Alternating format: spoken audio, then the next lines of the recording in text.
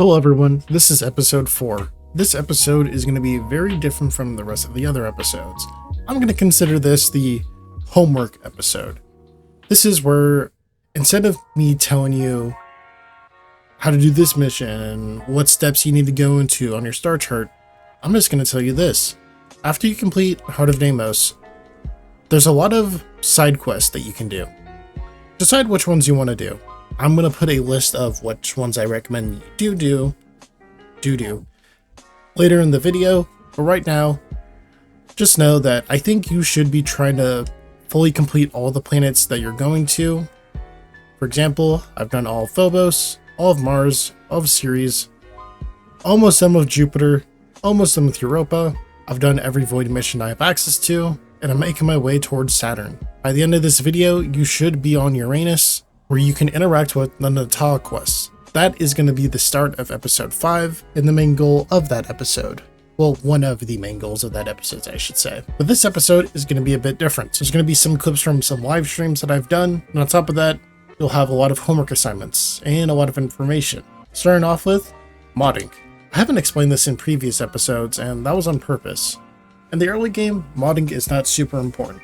However, as time goes on, you're going to want to learn about the modding system. For example, I have all these elemental mods in a specific order. From left to right, elemental mods are red. So, you can see right here, I have this thing called Viral.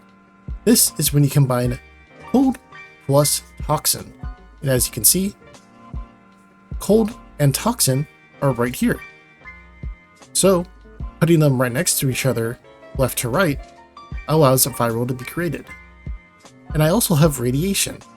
This is when I combine electricity and heat. This effect confuses enemies, and the more stacks of radiation that they have means that they start attacking their enemies, doing more damage. For viral, it increases the damage that health builds up. So essentially, it's a bit of a multiplier on how much damage a target that has normal health or health in general takes. However, what happens when you switch the position of these mods? When you swap the position of these mods, you create Blast. Blast is the result of heat and cold. What Blast does is 30% of base damage after 1.5 seconds as an explosion. However, if you reach 10 stacks or if the enemy dies, this instantly happens and it staggers everyone within 5 meters. A very powerful effect on beam weapons. Corrosive. Corrosive happens when you combine toxin and electricity damage. Corrosive temporarily removes up to 80% of a target's armor value with multiple stacks. This is a very, very powerful combination, and I would recommend that you use this as you get higher up into the game. But there's also another combination I've yet to talk about. Gas and magnetic. Gas produces a gas cloud that deals damage to all enemies within 3 meters for a short duration. This happens when you combine heat and toxin. Magnetic increases the damage against shields and overguard up to 325%, similar to viral. However, it does even more. It disables shield regeneration for a short duration, and when you break a shield, you deal 3% electricity damage for the enemy's max shield or overguard per stack, with a force electricity status effect. This is what happens when you combine cold and electricity. So, I've explained all of those, but I haven't really explained what are the base elements. So let's break them down. Toxin. This allows you to bypass enemy shields and deal damage directly to their health. This can be very good against Corpus. Let's look at heat. Sets enemies on fire, causing them to panic and temporarily reduce their armor up to 50% with multiple stacks. Pretty similar to corrosive, but it's a dot. Cold. Cold causes the enemies to move and attack slower with each stack, and will completely freeze them for 3 seconds upon reaching 10 stacks. Increase critical damage by 10% on the first stack and then an additional 5%, and this doubles when they are frozen. That can be very good if you want to do a crit build. Electricity. Electricity chains between enemies, temporarily stunning them and dealing damage over time. This is a great way to stop enemies from moving and do a bit of area damage. Let's explain a multi-shot. As you can see right here, there is actually not a multi-shot stat, because most weapons innately only have a multi-shot of 1, so it's a hidden stat until you modify it. Now you can see I have a 100% chance to shoot 1 bullet and a 60% chance to shoot an additional round. And if I add on to it, I'll have a 100% guaranteed to shoot 2 bullets with a 30% chance to shoot a third bullet. And every time I shoot a bullet, it only uses 1 ammo instead of multiple, which this effectively means that each shot deals more damage. However, we can double dip on this with base damage. This modifies our weapon damage massively. Without multi-shot, it would be at 51. With multi-shot, we're at 120. Without the damage, we're at 58. So these work hand in hand very well throughout the entirety of the game. And as you gain more mods and more powerful ways to deal damage, you won't need to stack as many of these mods to be able to do this damage. In fact, some mods will just be able to have this value by themselves. But there's more to a weapon than just that. We have crit and crit damage. I'm going to explain this in a simple way. There are yellow crits, there are orange crits, and there are red crits. The lowest level of crits is yellow. That is going to be from 0 to 100. Everything from there can be a yellow crit. If you have over 100 crits, you have a chance of it being orange. And anything above 200 has a chance of being red. When you have these big crits, they multiply your crit multiplier. So it double dips on this. There are more that goes into crit damage, like headshot modifiers. However, we're going to ignore that today, as that won't be as important as just understanding the concept of critical damage. Some weapons are built for crits and some are not. For example, the Furus has a 5% base chance to crit. This is very hard to build into, and quite honestly, I wouldn't recommend that you try to build into that this early into the game. It's just inconvenient. However, the Zorus is a bit easier to build that way. See, as a base crit of 20, and with mods, I'm able to get it to 44. And I can get it even higher when I use something like True Steel, which doubles this crit chance whenever I use a heavy attack, which the Zorus tends to use the heavy attack more often than not. Let me show you an example of this in live gameplay. Just doing this simple mission, you can see every time I do a yellow number, that is when a crit activates. Now, the crit's not always a super big number. It's because not every portion of the damage is super high in itself. The total damage is, though. So when I hit the higher percentages of the damage, as you can see, those 24,000s, that is when my larger portions of damage are hitting the critical portions. As time goes on and I get more mods, I'll be able to hit even higher crits and more consistently hit these crits. But as of right now, you may not have the resources to do this, so I wouldn't worry too much. Speaking of the Zorus, where did I get this weapon? I mean, we're supposed to be near the same area, so where did this thing come from? It didn't come from a clan. Well, it's because it's tied to a quest called Deadlock Protocol, and that's where we're going to begin the homework section of this video. Earlier in the video, there's a lot of side quests that can be done. In fact, there's a side quest that literally gives you a free warframe. That quest being Limbo Theorem, giving you the frame Limbo. I would be careful on playing this guy. He has a reputation within the community. Some people love him. A lot of people really hate him. So I would be careful in picking him up. However, let's continue to the quest. As you can see, there's a few quests that I have complete, like Deadlock Protocol and Limbo Theorem.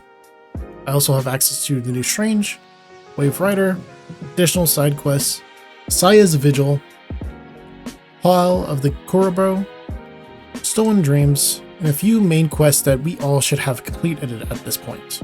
However, we need to make our way to Natah, and to get to Natah, we need to get to Uranus. And to get to Uranus, if we're at Deimos, we need to go to Jupiter. We're in the Jupiter, we need to complete the Junction, which requires you to complete the Arcwing quest. To get to Europa, requires you to visit a JoJo, complete a Nightmare mission, which basically means after you complete all the nodes on a planet, you unlock these special missions.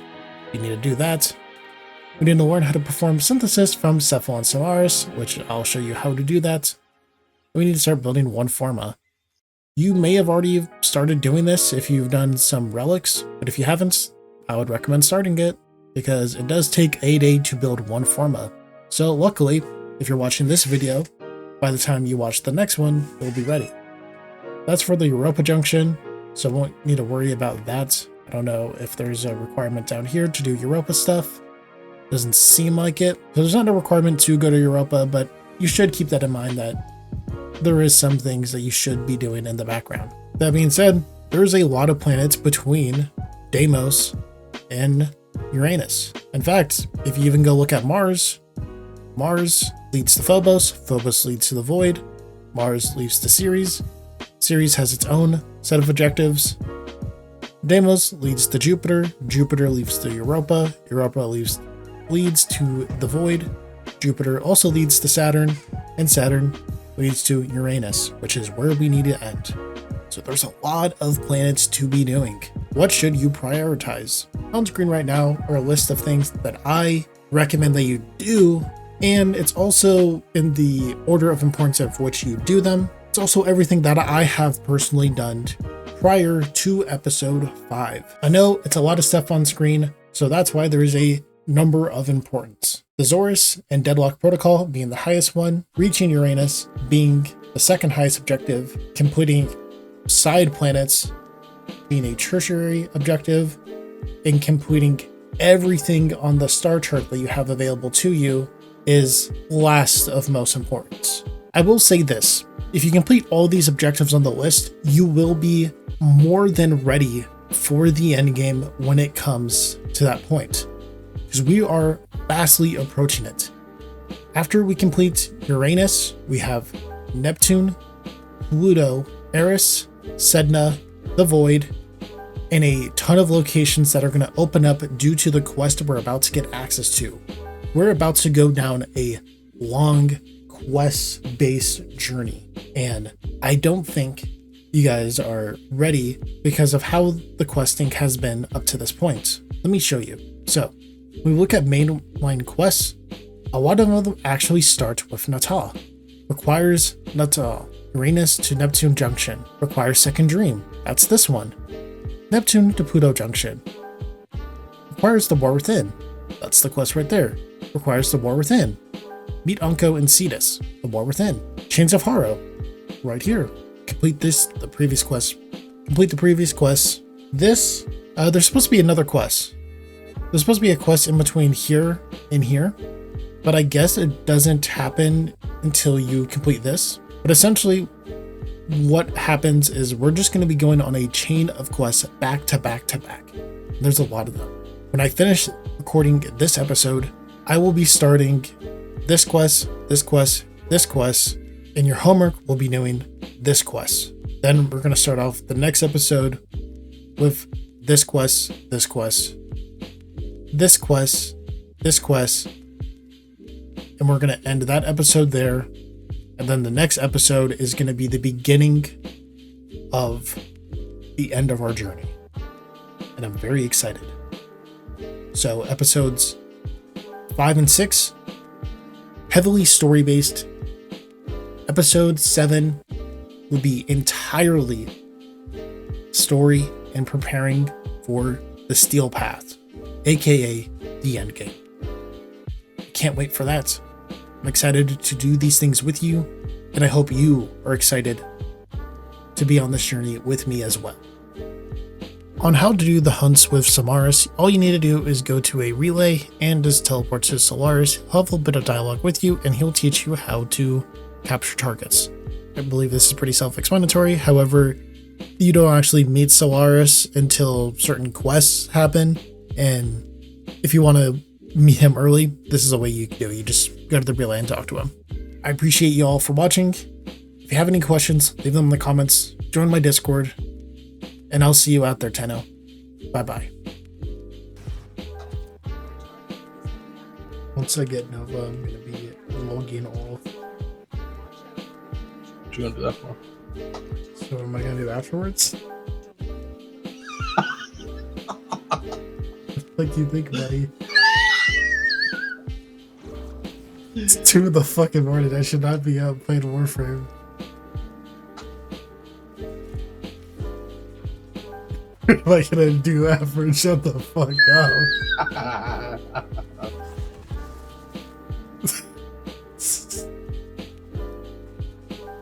Yeah, let's make him the blooper cut, buddy.